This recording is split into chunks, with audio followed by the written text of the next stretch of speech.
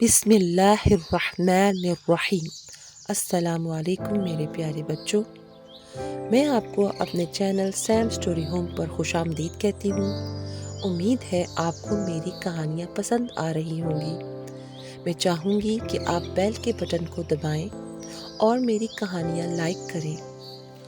تو بچوں، آج جو میں آپ کے لیے کہانی لائی ہوں اس کا عنوان ہے جھوٹا دوست۔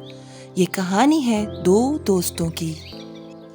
ایک دفعہ کا ذکر ہے، دو بڑے گہرے دوست کسی کام سے شہر کی طرف جا رہے تھے۔ ان دونوں کا خیال تھا کہ کیوں نہ ہم شہر کی طرف جانے کے لیے ایک چھوٹا راستہ استعمال کریں۔ اسی وجہ سے انہوں نے جنگل کا راستہ اختیار کیا۔ جنگل کا راستہ تھا تو بڑا چھوٹا، لیکن تھا بہت خطرناک۔ تو بچوں، جنگل کا راستہ اس لیے بھی ان کے لیے خطرناک تھا کیونکہ جنگل میں بہت سارے مختلف قسم کے خطرناک جانور بھی تھے، تو ہو سکتا تھا کہ ان کو کسی بھی جانور کا سامنا کرنا پڑتا۔ تو وہ دونوں دوست اسی وجہ سے بہت پریشان اور خوف زدہ بھی تھے، لیکن پھر بھی وہ چلتے جا رہے تھے۔ تو ان میں سے ایک دوست نے دوسرے دوست سے کہا، ارے بھیا، میرے پیارے دوست، اگر کوئی جنگلی جانور آ بھی جائے گا تو میں ہرگز نہیں بھاگوں گا، آخری دم تک تمہارا ساتھ دوں گا۔ دوسرے دوست نے اس کا جواب دیا، اگر ایسا موقع آیا تو ہم ایک دوسرے کی مدد کریں گے، تم فکر مت کرو۔ ابھی وہ تھوڑی دور ہی گئے تھے بچوں کہ سامنے سے ایک بڑا سا ریچھ دکھائی دیا۔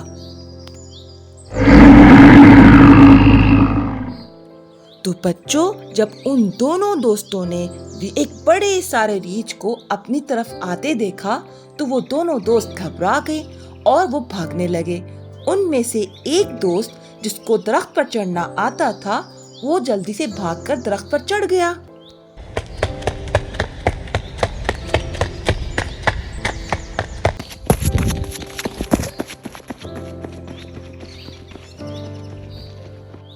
لیکن بیچارہ دوسرا دوست وہ وہیں کا وہیں کھڑا رہ گیا کیونکہ اس کو درخت پر چڑھنا آتا ہی نہیں تھا، اور وہ دوسرے دوست کا منہ دیکھتا رہ گیا۔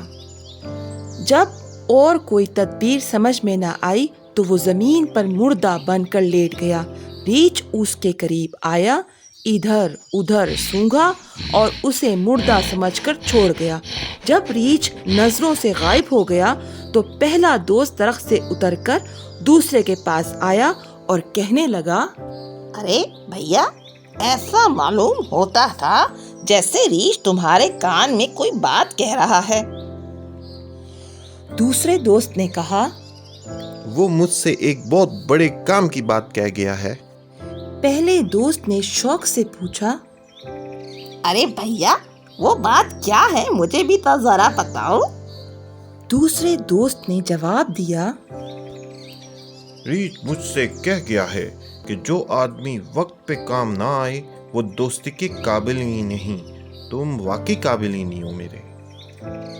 تو بچوں، وہ دوسرا دوست یہ کہہ کر ایک طرف کو چل دیا۔ تو بچوں، اس کہانی سے ہمیں پتہ چلتا ہے کہ ہمیں مشکل وقت میں ہمیشہ اپنے دوستوں اور احباب کے کام آنا چاہیے، انہیں مشکل میں ہرگز نہیں چھوڑنا چاہیے۔ تو بچوں، یہ تھی کہانی آج کی سیم سٹوری ہوم کی۔ امید ہے آپ کو پسند آئی ہوگی۔ تو اب میں انشاءاللہ آپ سے اگلی کہانی پہ ملوں گی۔ تو اپنا خیال رکھیے۔ اللہ حافظ۔